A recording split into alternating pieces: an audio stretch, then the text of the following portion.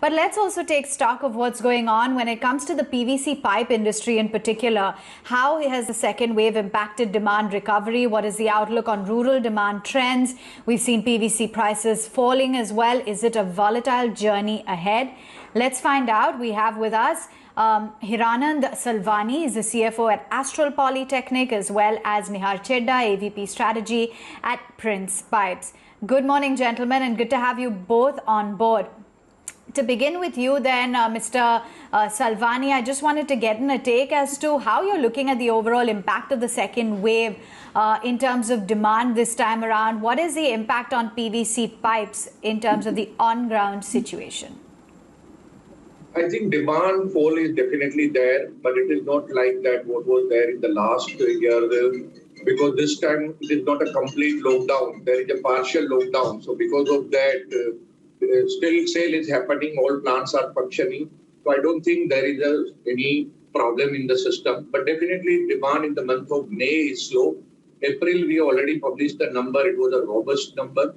So I don't think any problem will be there in the system because underlying current is good. Secondly, I think even if whatever the shortfall will be there in the month of May, we can cover up in the coming months because we have seen in the last time also that the pent-up demand always support, and that will help us in the coming months also.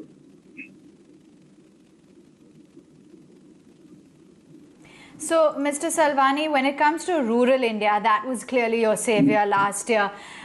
This time around, do you think that the situation has reversed, or are you continuing to witness strong traction coming in from the rural pockets? So I think you are right. This time rural is also affected. But if you see the history of Astral, we are more focused on the plumbing side of the business. So our dependency on rural is very, very negligible because we are not into the agricultural pipe. The companies who are dependent more on the agriculture side of the business, they will be affected more. But the plumbing side of the demand is more coming from the urban part of the India and the bigger cities. So I don't think it is going to affect much to us if the rural India is affected.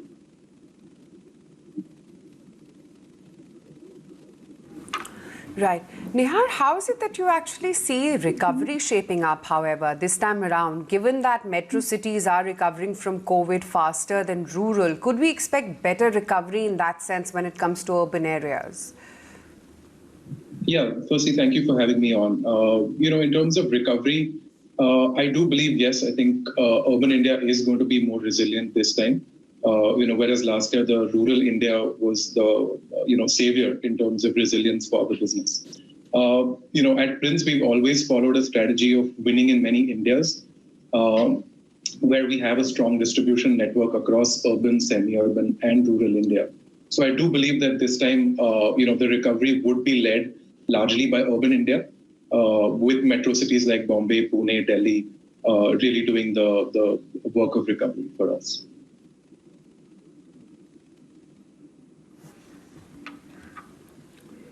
Right. Mr. Hiranandani, while the last time there was definitely a spot when it came to rural demand, which actually led to better growth, could we expect pent-up demand perhaps from rural areas, as was the case with the urban, same time last year during the first wave of the pandemic? Yeah, absolutely. I think, construction sites in metros are still, going on. So we are bullish, and I think the last year was the biggest testimony that one or two bad months or one bad quarter does not really necessarily mean that the entire year could, be poor. So our hope is that, we should see a similar sort of recovery that we did last year. The only difference being that this time the recovery would be led by urban India as opposed to rural India.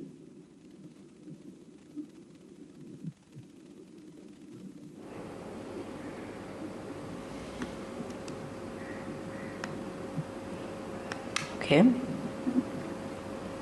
fair enough.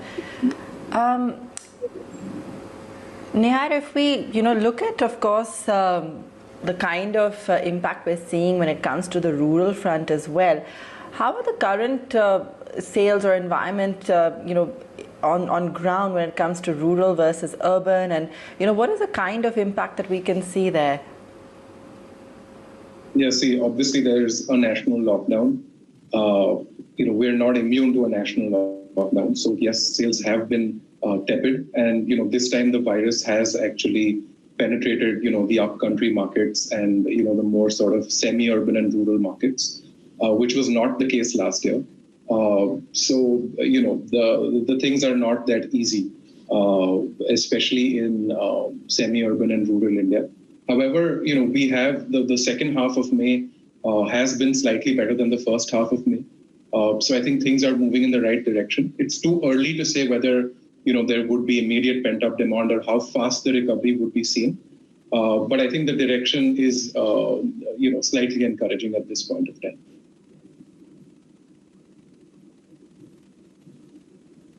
Okay. Mr. Savlani, do you think that we could expect further consolidation from the unorganized to the organized segment, likely market share gains for some of the top PVC pipe players? Yes, definitely that theme is going on right now. In the way polymer prices have shifted up, it has hurt heavily to the unorganized player. And that's why you can see the last year number also. The country level, we were degrowing by almost 16-17% in the volume terms. And while our company has delivered 4% plus volume. So that clearly shows that we are taking the market share from the unorganized side, as well as we are taking the market share from the organized players also, who has a weaker balance sheet and they have a cash flow problem. So I think we are definitely taking the market share from unorganized as well as organized side.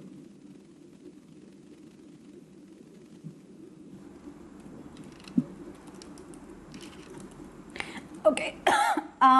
Wanted to get a view, Mr. Savlani, despite the kind of correction that we've seen of about 3% close to that in global PVC prices, the prices continue to still remain a bit elevated. Do you think that we could see near-term pressure on margins, or that we could perhaps see some sort of a further correction in raw material prices?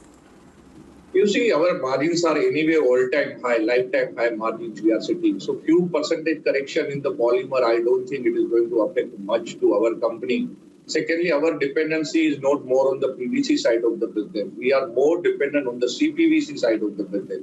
And if you see that the CPVC price trend have just started upward trajectory. And in the month of April, almost across the all companies have increased the price between 5 to 8%.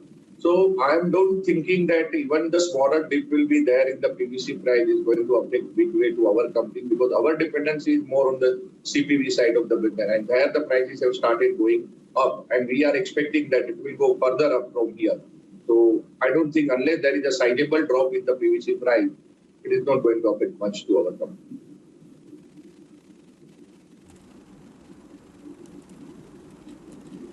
Okay. And give us a sense, Mr. Chheda, as well, as to what your outlook is when it comes to the recovery on infrastructure as well as the real estate side. Do you think that we can expect growth to continue? Yes. So if you see the second half of the last fiscal, we were had a very strong, robust volume growth as well as value growth, and that was largely driven by the improvement in real estate that we saw. And I'm still interacting with developers that we closely work with across the metro cities, and there is still an underlying sort of buoyancy that there's a positive sentiment in the real estate market. So I think once we are out of this sort of lockdown, I think real estate should continue to be healthy, and that's always a key driver for us. As well as the monsoons last year were pretty robust. So the agri season also could be slightly postponed this year due to the lockdown. But I think those would be the two key drivers of growth for this year. And apart from that, like we've discussed, that I think market consolidation that's taking place in our industry is going to be a large driver for growth. And I do believe that this industry has been consolidating even before COVID. The consolidation has accelerated post-COVID. And now, I still believe that there is further room for consolidation over the next 12 to 24 months in our industry.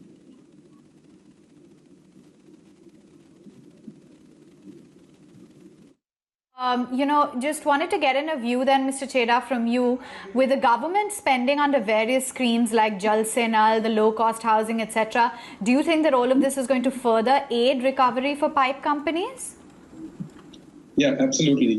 If I can give you a sort of big picture view here, the estimated investment in the Jal Jeevan mission, the one-line goal of this mission is to basically provide piped water access to every rural household in the country. And the estimated investment from the government is around 1 lakh crores for FY22. Typically, what we see is 8 to 10% of the total investment is the piping requirement, which puts us at around 8 to 10,000 crores of piping requirement for FY22. And even if we take a bear case scenario that only 25 to 30% of those investments actually take place in this fiscal, we're talking about a 2 to 3,000 crore opportunity. Today, our industry size is approximately 30,000 crores. So this means an incremental market potential of 10% at a bear case scenario. And usually these orders go to regional players, to state governments.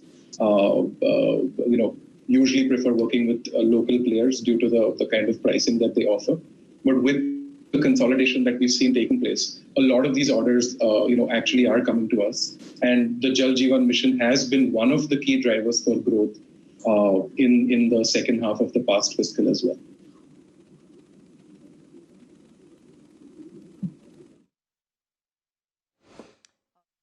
We'll leave it there. Thanks so much for joining us this morning.